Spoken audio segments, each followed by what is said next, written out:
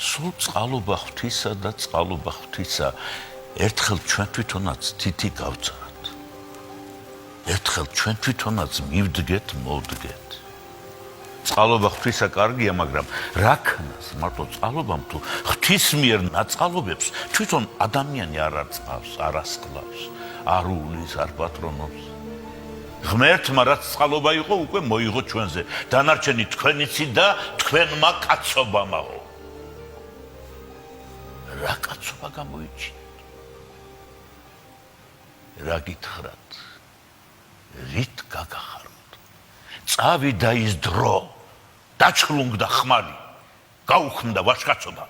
ეხლა ხმალი თაროზე უნდა შევდვათ, აღარაფრის მაქნისია. ეხლა ან ადლი უნდა გვეჭიროს ხელში, ან ჩარხი ქარხნისან, მავთულები მანქანისა.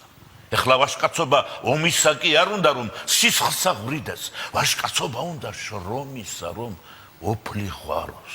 ხმლიანმა მტერმა ვერ წაგვართვა, ვერ დაგვათმობინა ჩვენი ქვეყანა. ხმლიანს მტერს გაუძელით, შრომით და გარჯით, ცოდნით და ხერხით მოსწეული კი თან გაგვიტანს. გაგსჯლებს, გაგსრიცავს. სახსენებელი ქართველისა ამოიკვეთება და ჩვენს მშვენიერ ქვეყანას როგორც უპატრონო სახლს სხვანი დაეპატრონებიან.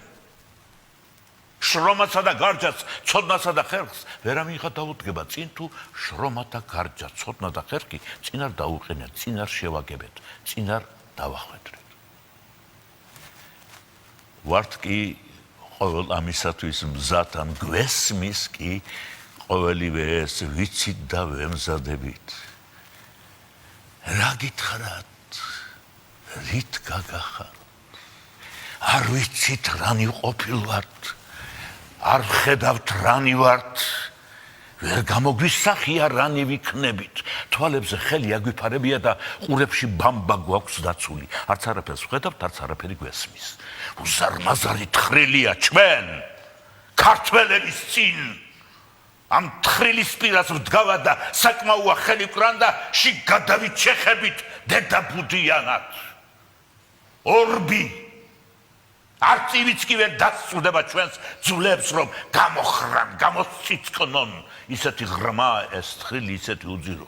ვდგავათ უღონოთ ამ ზույით, მე ვარ და ჩემი ნაბადიო დამბზვილი არა გამოდის რა.